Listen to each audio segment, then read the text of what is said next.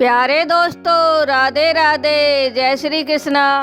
दोस्तों, आज मैं आपको कार्तिक मास के आखिरी 5 दिन तक सुनी जाने वाली पंचभीकु की कहानी सुनाने जा रही हूँ। ध्यान पूर्वक सुने। पंचभीकु की कहानी। बोलो पंचभीकु की जय। एक ब्राह्मण की लड़की पंचभीकु नहाया करती थी। गंगा जी जाती कहती, हे गंगा जमुना, 68 तीरथ थारी पैड़ी, पग धरू मेरा सत राखे। भगवान नहा धोके 5 कहानी कही, 5 भजन कहे। एक सुबह टाक आई, माला मोचड़ी भूल गई। राजा का लड़का शिकार खेलने आया। उसने माला मोचड़ी देखी तो कहने लगा, माला मोचड़ी इतनी सुंदर है तो जिसकी ये है वो कितनी सुंदर होगी। उसने पहरेदार बिठा दिया। उस लड़की को पकड़ने के लिए सारी रात जागा। सवेरे 5 बजे आँख लगी। लड़की आई, बोली, हे गंगा जमुना, भजन कहे और बोली, सूना सूना शोभता तेरा गल छालू देवर, साख भरियो देवर भी कहीं साख भरा करे। तेरे गल उछालूं हीरा साख भरियो, बीरा भरूंगा कह दियो। पापी हथियारे मेरे 2 पंचभीकु हो गए हैं, मेरी माला मोचड़ी दे देगा। चली गई।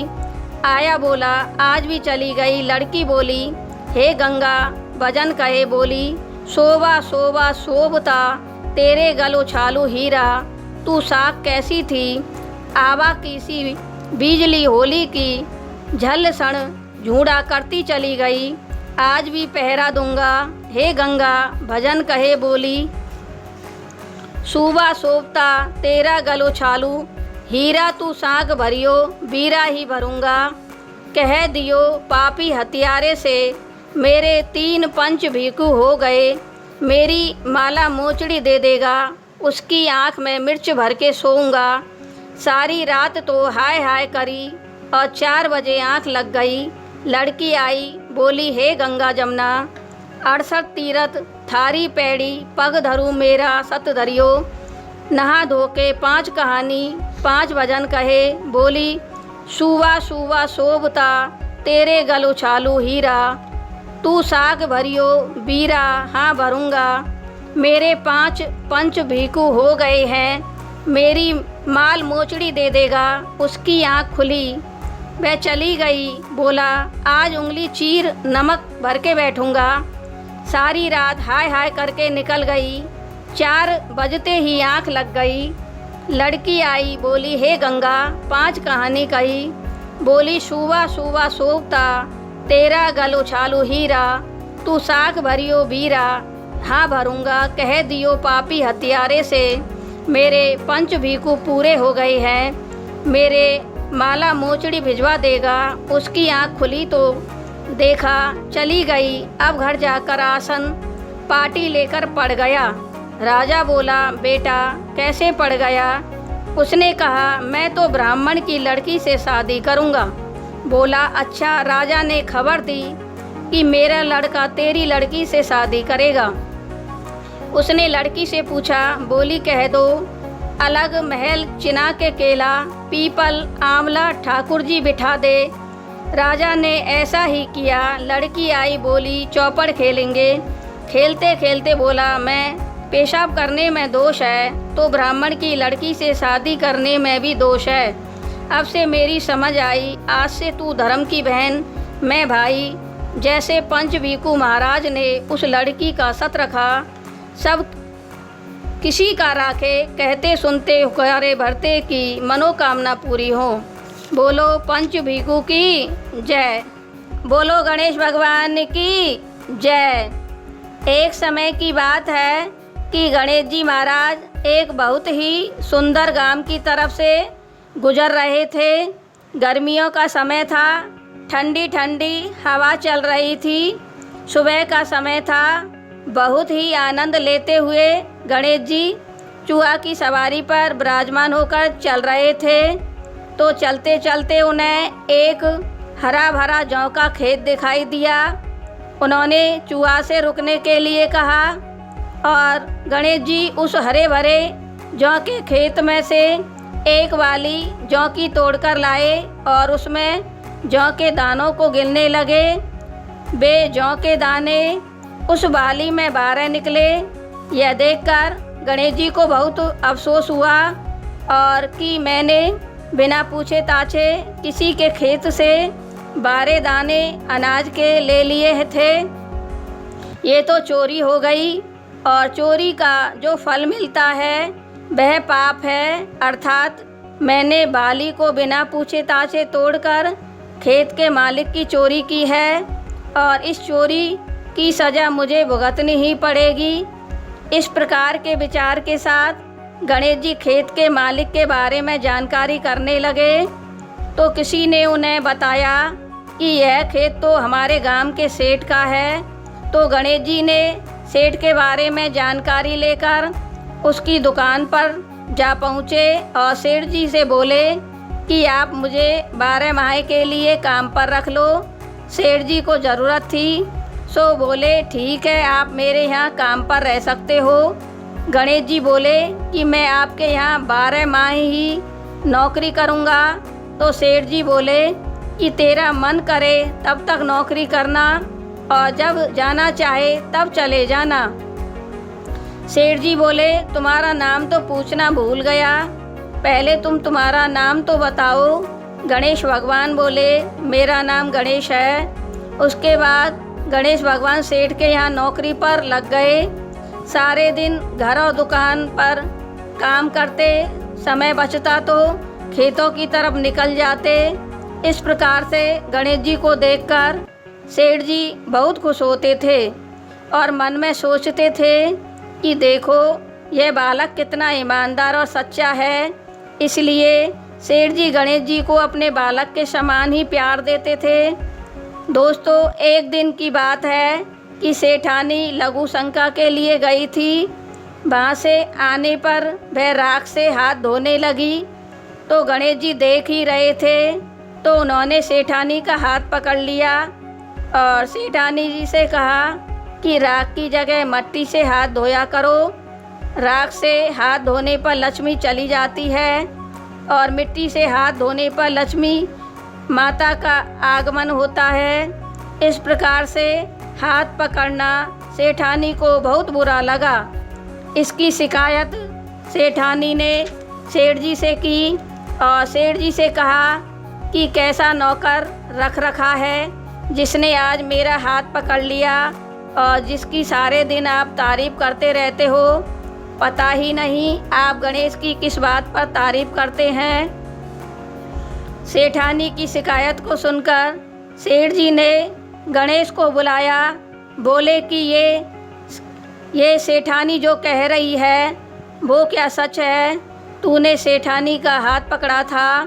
तो गणेश जी हाथ जोड़कर बोले कि सेठ जी, मैंने तो सेठानी जी का हाथ पकड़कर बस इतना ही कहा था कि राख से हाथ मत धोया करो। राख से हाथ धोने से घर से लक्ष्मी चली जाती है। मिट्टी से हाथ धोया करो जिससे लक्ष्मी का आगमन आता रहे। और मैंने सेठानी जी से कुछ नहीं कहा, आप पूछ सकते हैं। अब सेठ जी सोचने लगे कि गणेश ने जो कुछ कहा वह हमारे भले के लिए ही तो कहा है, इसमें कोई गलत बात नहीं है। इस प्रकार से कई महीने बीत गए। गणेश जी को नौकरी करते करते आगे चलकर कुंभ का मेला आया। सेठानी बोली मुझे कुंभ के मेले को जाना है। तो सेठ जी बोले कि मुझे तो दुकान से समय मिलता नहीं है, मैं कहाँ जाऊँ और कहाँ आऊँ। ऐसा कहकर मैं गणेश से ही कह देता हूँ, वह तुझे कुंभ का मेला ले जाएगा। सेठ जी ने गणेश जी को आवाज़ लगाई और कहा कि बेटा गणेश, तुम सेठानी जी को कुंभ के मेला लेकर जाना है। इस बात पर गणेश जी बोले ठीक है सेठ जी, मैं सेठानी जी को कुंभ का मेला ले जाऊंगा और उन्हें स्नान आदि भी करवा लाऊंगा। इस प्रकार सेठ जी से आज्ञा पाकर गणेश जी सेठानी को कुंभ के मेला ले गए। सेठानी जी ने कुंभ का मेला देखा और घूमी। उसके बाद वो स्नान करने के लिए जैसे ही संगम के किनारे पर बैठी तो बैठते ही पानी की ठंडक को हाथ से देखने लगी और सोचने लगी कि किनारे से आगे जाऊंगी तो मुझे पानी की गहराई का पता नहीं चलेगा, आगे बढ़ी तो डूब ही जाऊंगी। ऐसा सोच विचार कर सेठानी किनारे पर ही स्नान करने लगी। किनारे पर थोड़ा गंदा पानी रहता है तो गणेश जी देख ही रहे थे, तो गणेश जी ने सेठानी जी का हाथ पकड़ा और पानी की गहराई में ले जाकर सेठानी जी को 2-3 डुबकी लगवा दी। और कुंभ के मेले से सेठानी जी को गणेश जी घर ले आए। घर आते ही सेठानी जी सेठ जी पर आग बबूला हो गई और सेठ जी से बोली कि आज तो तुम्हारे नौकर ने सभी हदें पार कर दी। इसने संगम पर इतनी भीड़ के सामने मुझे घसीटकर संगम के पानी में 2-3 डुबकी लगवा दी और सभी लोग मुझे देखते रहे। ऐसी सेठानी की बात को सुनकर सेठ जी सोचने लगे कि गणेश बार बार ऐसा क्यों करता है। उन्होंने गणेश को आवाज़ लगाई, बेटा गणेश यहाँ आओ। हाँ सेठ जी अभी आता हूँ। सेठ जी बोले कि गणेश सेठानी जी जो बोल रही हैं वह क्या सत्य है। इस पर गणेश जी बोले कि सेठ जी यह सच है, जब हम कुंभ के मेले में इतनी दूर से आए हैं तो क्यों हम गंदे पानी से स्नान करें। इसके लिए मैंने सेठानी जी का हाथ पकड़ा और साफ़ सुथरे पानी में सेठानी जी को 2-3 डुबकी लगवा दी और मैंने सेठानी जी से कुछ नहीं कहा। इसमें सेठ जी आप मेरी गलती बताओ क्या है। इस पर फिर सेठ जी सोचने लगे कि गणेश ने जो किया वो अच्छा ही किया था, इसमें गणेश की कोई गलती नहीं है। और सेठानी को फिर समझा बुझाकर घर भेज दिया। अब दोस्तों फिर कुछ महीने बीते। सेठ जी बोले कि अब की बार घर में गणेश पूजन करवाते हैं। सेठानी बोली ठीक है। सेठ जी ने पूजन पाठ के लिए पंडित जी को निमंत्रण दे दिया और पंडित जी आए और पूजन पाठ करने वाले ही थे कि उन्हें याद आया कि मैं तो घर से गणेश प्रतिमा लाना भूल ही गया। अब पूजा पाठ में मैं खड़ा होकर घर नहीं जा सकता, तो वहाँ खड़े खड़े गणेश भगवान पंडित जी की बातों को सुन रहे थे। तो बोले कि आप ऐसा करो कि गणेश की जगह मुझे ही बिठाकर पूजन चालू कर दो। तो सेठ जी गणेश की इस प्रकार की बातों से नाराज़ हो गए और बोले कि पहले तो तुम सेठानी जी से ही ऐसी मजाक करते थे, अब तुम मुझसे भी करने लग गए हो।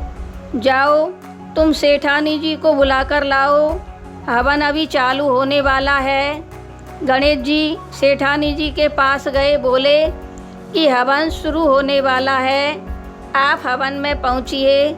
जैसे ही सेठानी जी काली चुंदरी को पहनकर हवन में जाने लगी तो गणेश जी ने उनकी काली चुंदरी को फाड़ दिया और बोले कि लाल रंग की चुंदरी पहनकर आइए।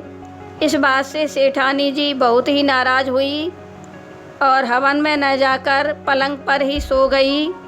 उधर सेठ जी सेठानी जी को हवन में इंतज़ार कर रहे थे। जब सेठानी जी नहीं आई तो सेठ जी खुद चलकर सेठानी जी के पास पहुँचे और बोले कि मैंने गणेश को तुम्हें बुलाने के लिए भेजा था, वो तुम्हारे पास आया कि नहीं, मुझे बताइए। सेठानी जी बोली कि आज तुम्हारे नौकर ने वो काम किया है जिसे दुनिया में किसी का नौकर नहीं कर सकता। उसने मेरी पहनी हुई चुंदरी को हाथ से पकड़कर फाड़ डाला। इस पर सेठ जी को बहुत ही गुस्सा आया और उन्होंने गणेश जी को आवाज़ लगाई। गणेश जी सेठ जी की आवाज़ सुनकर दौड़े दौड़े आए और सेठ जी से बोले हाँ सेठ जी, बोलो क्या बात है। सेठ जी बोले, गणेश, आज तो तुमने सारी हदें पार कर दी। तुमने सेठानी जी की चुंदरी क्यों फाड़ी, ऐसी हरकत क्यों की, बताइए। तो गणेश जी सेठ जी से बोले कि सेठानी जी काली चुंदरी पहनकर हवन में बैठने वाली थी, जबकि काला वस्त्र पहनकर शुभ कार्य में नहीं बैठा जाता है। इसलिए मैंने सेठानी जी की चुंदरी को पकड़कर फाड़ दिया, क्योंकि काले वस्त्र से कोई शुभ कार्य सफल नहीं हो पाता है। तो दोस्तों, सेठ जी फिर सोचने को मजबूर हो गए कि गणेश है जो तो समझदार। फिर सेठानी को समझा बुझाकर सेठ जी हवन पर ले गए और जैसे ही पूरे विधि विधान से गणेश जी की पूजा अर्चना की, हवन आदि शुरू किया, तो गणेश जी महाराज अपनी असली रूप में आ गए। गणेश जी के इस रूप को देखकर सेठ और सेठानी तथा पंडित आश्चर्यचकित हो गए और गणेश जी से बोले कि सेठ जी, अब मेरे 12 वर्ष पूरे हो गए हैं, आप जल्दी से पूजा समाप्त करो। पूजा समाप्त होते ही गणेश भगवान अंतर्ध्यान हो गए। अब सेठ और सेठानी को बड़ा अफसोस होने लगा। सेठ जी कहने लगे कि हमें तो पता ही नहीं था कि ये गणेश भगवान है, इनसे मैंने 12 बरस तक काम करवाया। उधर सेठानी जी सेठ जी से कहने लगी कि तुमने तो काम ही करवाया है, मैंने तो गणेश भगवान को कई बार डांट फटकार भी दिलवाई है, मुझे गणेश भगवान कतई माफ़ नहीं करेंगे। इस प्रकार से सेठ और सेठानी रात्रि में सोचते सोचते सो गए। अब गणेश भगवान सेठ जी के सपने में आए और सेठ जी से कहने लगे कि मैंने तुम्हारे जौ के खेत में से एक जौ की वाली तोड़ी थी, जिसमें अन्न के 12 दाने थे। इस 12 दानों के कर्ज को उतारने के लिए ही मैंने तुम्हारे यहाँ 12 वर्ष नौकरी की थी।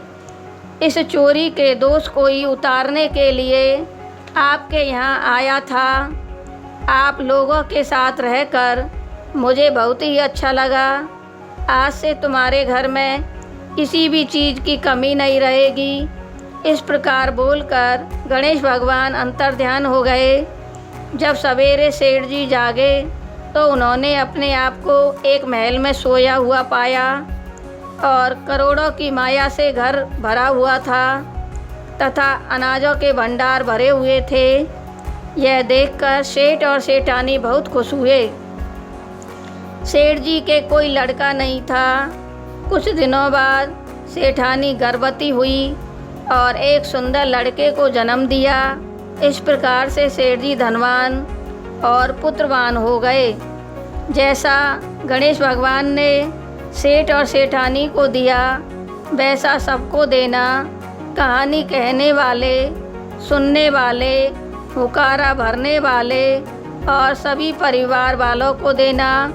बोलो गणेश भगवान की जय।